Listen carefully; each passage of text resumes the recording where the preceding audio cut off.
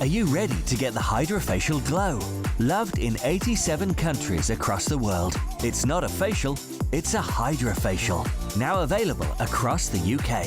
Visit hydrofacial.co.uk to find your nearest location. Success is not a destination. It is a journey. And it is no different than climbing a mountain. It is no different. You get to the peak, and the peak is fabulous and gives you great views. But you know what? It's mighty cold up there as well. Hello.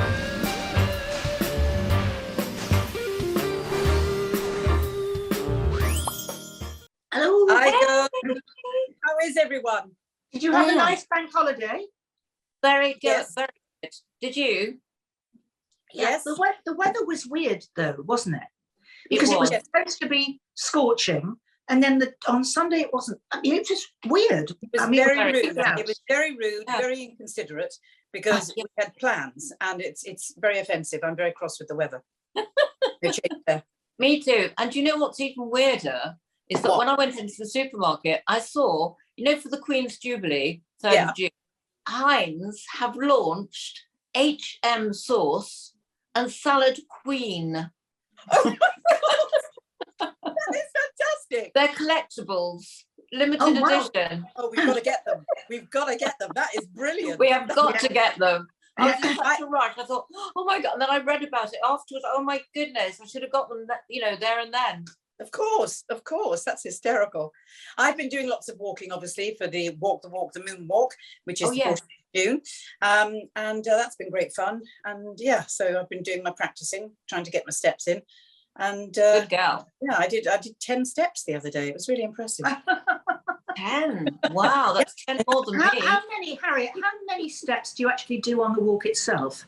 I have no idea. It's 15 miles. It's the half marathon, which is slightly longer just because it starts at Clapham Common and just going down to Tower Bridge and then up back at home to Clapham Common again. So I have no idea, but I will definitely look at them and I will report back. Yes, 15 miles, that's a long way. I don't think I could walk that far. I think but you know what? Because we are walking, it's not a race. We don't have to run. Yeah. It's people, and there's 15,000 people walking.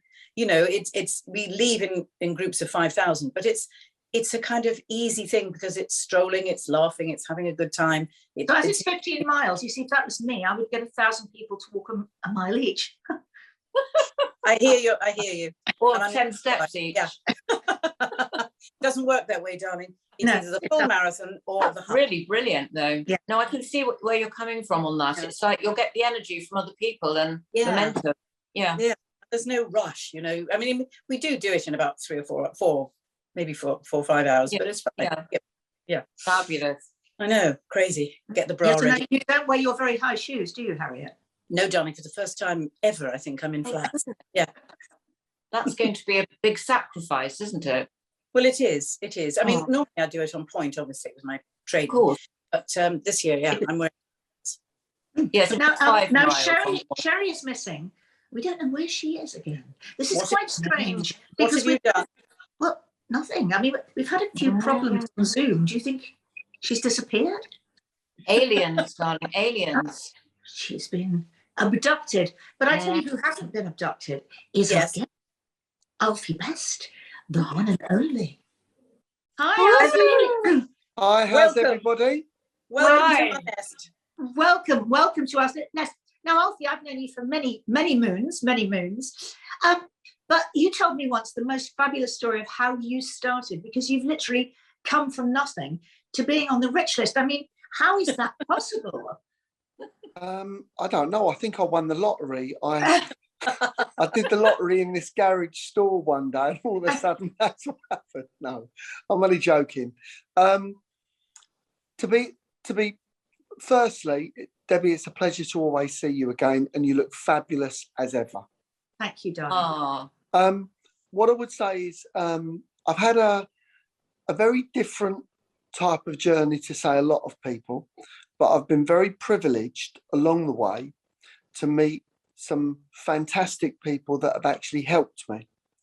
Actually, you being one of them, Debbie. And I don't say that as a bit of tongue in cheek. I say it and I really do mean it.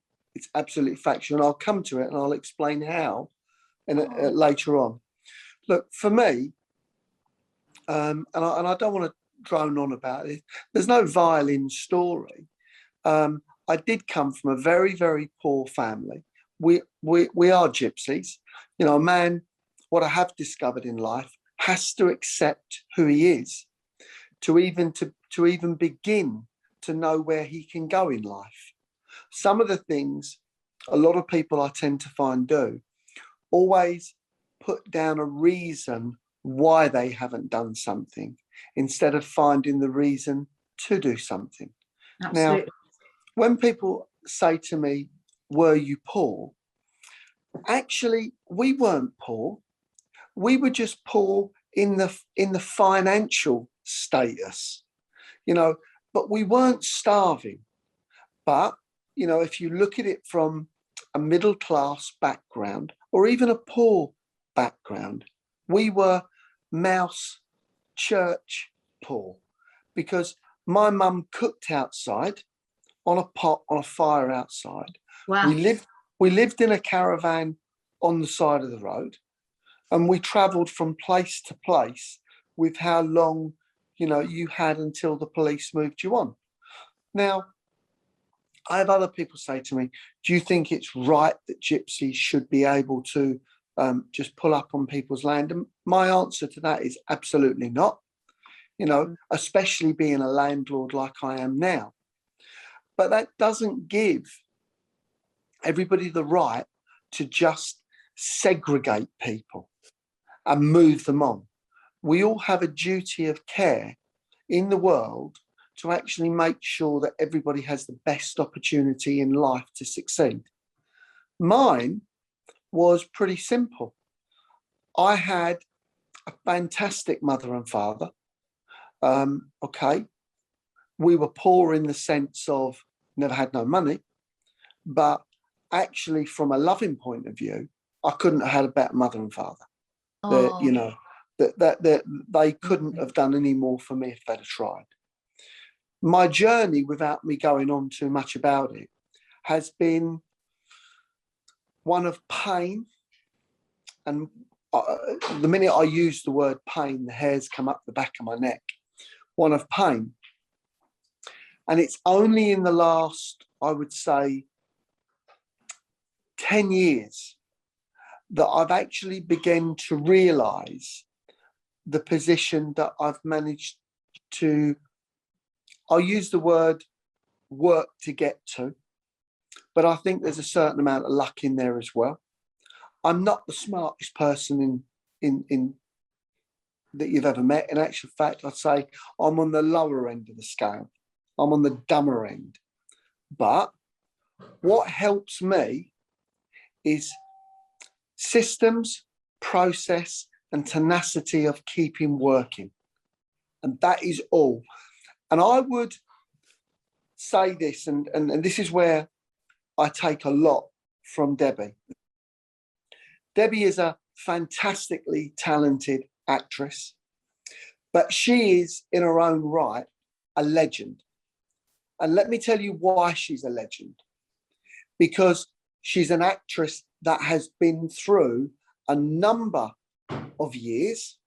It'd be very rude of me to say how many, but she's been through a number of years and still out there, still doing it, and still audiences are loving her. That's just like a rock band, like the Rolling Stones. And that's who I compare people like Debbie to, that are not one-hit wonders, that stayed true to what they were doing and became successful, but continued to be successful. And that's not me saying it because she's my friend. That's me saying it because it's true. So for me, no, but it's true. It's not me, it's true. So when I see people, no matter what walk of life, no matter what job or industry they're in, that have stayed the course of time, because what people forget is this: success is not a destination. It is a journey. And it is no different than climbing a mountain. It is no different. You get to the peak, and the peak is fabulous and gives you great views. But you know what? It's mighty cold up there as well, because you're on your own. And there's only one way down. That you have to go down to get to the next peak to climb it up. Yeah. So we have to learn from these things. Absolutely inspirational. And what drew us all together was Debbie, because we're all in the same boat, is what started our show Wonderbirds, was Debbie's idea, because we're all actresses who've been doing it forever and single parents and all of that. So we get it. And that's what created this show. And so I think what you're saying is absolutely inspirational and true. We're all fighting and doing exactly that. And I think, it's great to hear. I am a huge addict of Undercover Boss, and your success and what you've done and how you've got there. What drew you to do that show? Because it's so amazing for you to dive back into a place where you're not anymore because of your ability and savvy. What was that like? Okay, before I did Undercover Boss, if I can just lead you up to it, coming from a gypsy background, it comes with an awful lot of prejudice, because it comes with a stereotype. Yeah. Gypsies, tramps and thieves and liars and cheats. I was good at all of them. Tell us about that. Tell us about that. But the truth of the matter is it comes with a stigma. And until you can learn to deal with stigmas, you're not going to be able to deal with anything. So I did a program called The Big Fat Gypsy Fortune. And that, to be fair with you, couldn't have gone better. Because what it actually showed, there was a different type of gypsy. There were gypsies that were not heard of.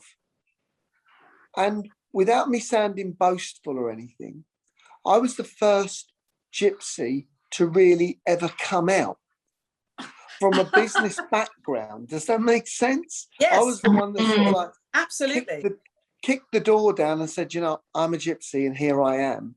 And we're not like the cartoon characters that you're getting in The Big Fat Gypsy Wedding, where it was, you were portrayed in an outlandish way. Now, some of the most famous gypsies in the world, I'll never recognise the gypsies. Charlie Chaplin, Elvis Presley, Mother Teresa, Yul Brynner. The list goes on. So for me, I go back to what I said earlier. It's about accepting who you are to know where you can go in life. And the moment you do that, you unburden yourself with self-guilt of other people putting you down because you're not what conforms in one thing. That makes sense? So that led you to Undercover Boss, that journey then. That's fantastic. Well, I'm not gonna lie to you, and this I may get frowned upon by a lot of people for this. I did Undercover Boss and I did these other small programs. One, because it gave me a voice, and two, because it gave me the fantastic PR of being able to open the doors of what I'm like, what my company's like. And all of a sudden, that, I think, embraced people towards us. Undercover Boss, I didn't think there was the slightest thing wrong within my company. Wow. Where actually we found a lot of things wrong. Yeah, that's why it's amazing. Yeah. I've got broad shoulders.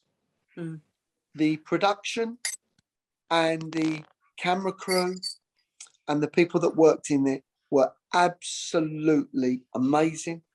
They were professional. And without them, I wouldn't have looked as good as I was, is the real honest truth. Everything that you saw on there, though, was true. Everything. The faults, I must confess, I did feel like grabbing my mum when she was walking through the caravan, telling everybody how dirty it was and I needed better cleaners. So, for God's sake, this is a great endorsement for my company. She's telling everybody the caravan needs cleaning. All the people that you met and you talked to, who you must have had a connection with, to give them that boost to move their lives on as well. You know what I would say, and long before I did Undercover Boss, I found that everybody has a dream. It just gets stripped away from us by society, by local government, it gets stripped away.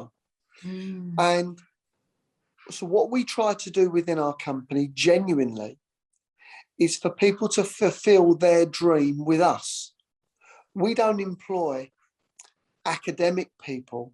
We employ people with passion, because a man that loves what he does will work so much harder because he doesn't realise he's working.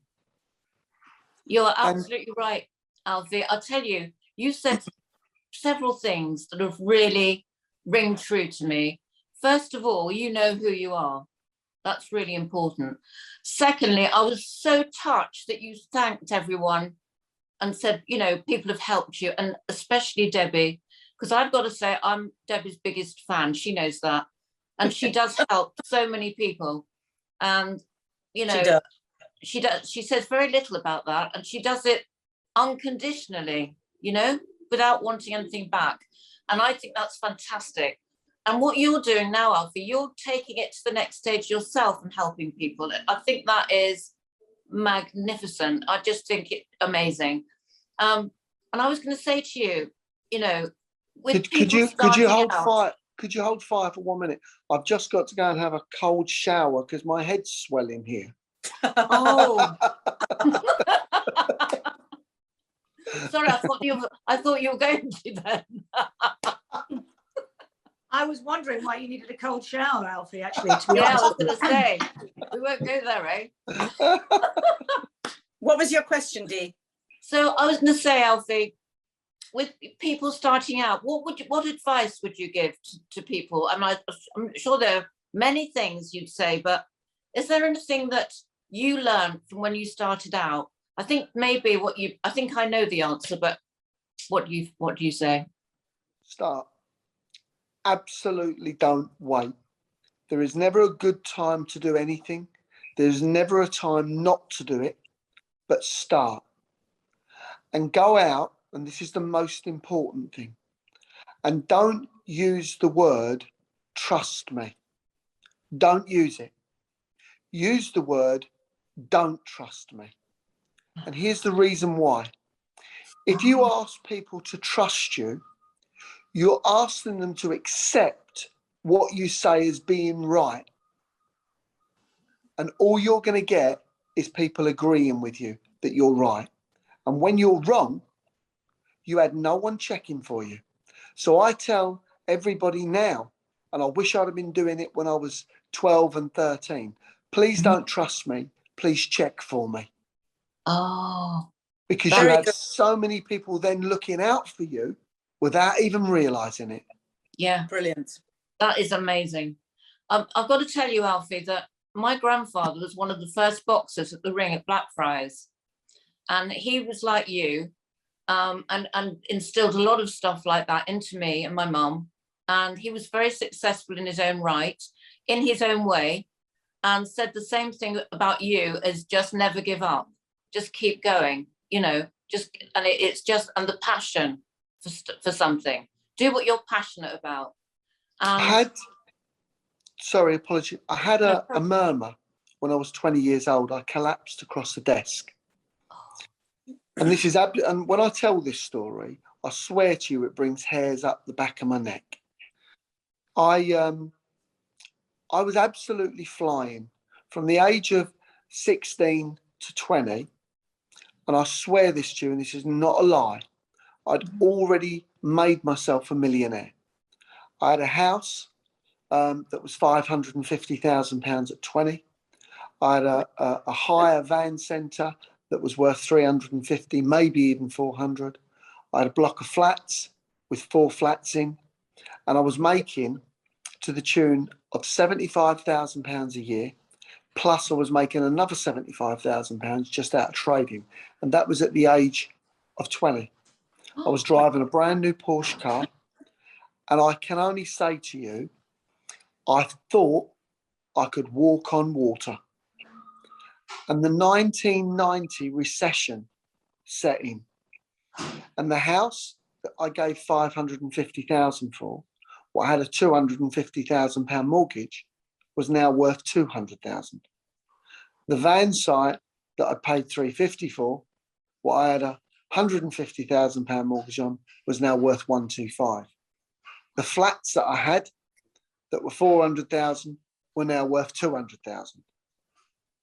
And it was as if somebody put a fence around my business and said toxic. And my nemesis, what killed me, actually saved me.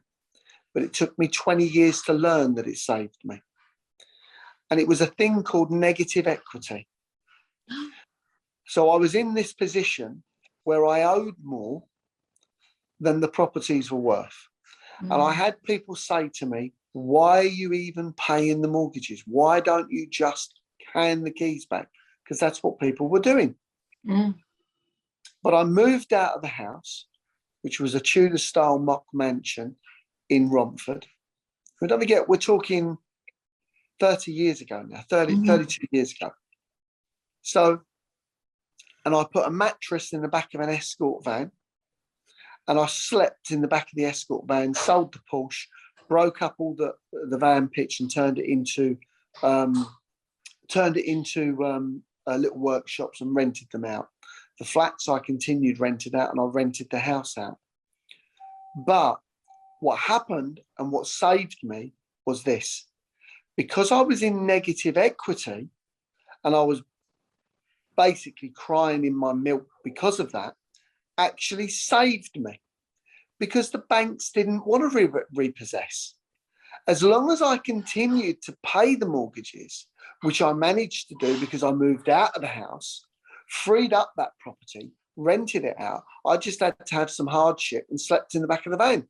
But I found a way of getting through. But because there was no equity, the banks didn't repossess. So my nemesis was my benefit. Just took me 20 years to realise it. Yeah. Alfie, what would you, is there anything you haven't done that you'd like to do, or what's next for you, do you think?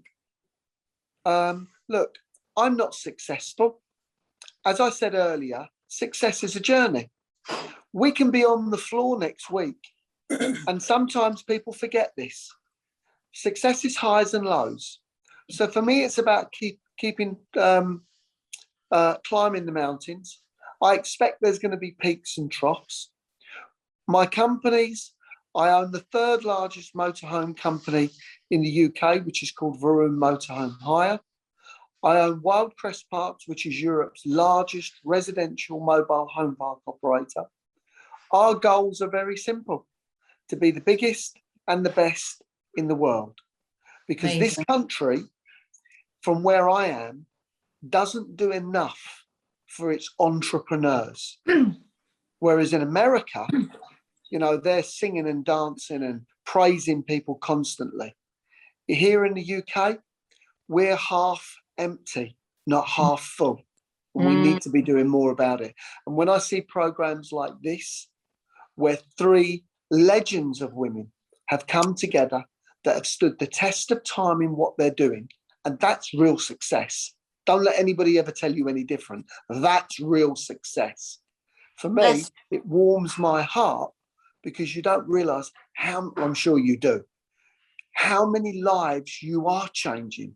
And it only needs to take to change one, because then it's a ripple effect. And the more of this we do, the more greater our country is going to become. Wow, what an inspiration. I feel today, I feel I could conquer the world, Alfie. Thank you, Alfie. You're amazing. Thank you so much. We must see each other soon, darling, when you're back in the UK. 100%. When I get off the Golden Gate Bridge, I shall definitely be there. Can I just add one thing? Thank you all for inviting me on, and it has been an absolute pleasure, and I wish you every success, and I hope to come on again. You will, definitely. Thank you, darling. Alfie. Look forward We'll to seeing see you you all. again very See you soon. later. Bye. Bye. Thank you. That has set me up. What an inspiration, and a lovely for you, Debbie, to have that adulation and that recognition for all the things that you do for people. You It do. was the fact You that you do. were dueling me as well, Harriet, though. What, darling? You were duelled me as well. Yes, I did. Well, I said that's why I said. You know, you brought Absolutely. us together. That was the start of this. You know, Isn't and that that's lovely, why though? it is all those things, and it is important, and it's so lovely to hear his journey, which Yes. was so extraordinary, and to have that humility and Yeah. that, you know, endless reflection of he's still moving forward, which is what we do also all the time. Absolutely. He's humble, isn't he? In you know, in achieving so much, but a humble man. Beautiful. Amazing. Lovely. An inspiration. Thank you, Debbie, for bringing him on. Yeah, thank you. It's a darling. pleasure. All right, guys. Well, listen, have a lovely day or Thank evening, you. or whatever we're gonna. Don't drink too much. No, And we'll try we'll not see to. you on. We'll see you See on you Friday. Actually, we have Friday. a very good guest on Friday, don't we, Dee? Yes, Dean Friedman, who we all know and love. Oh, Yes. big hit. Yes. Yes. Okay, so see you guys. Bye, girls. Bye. Bye.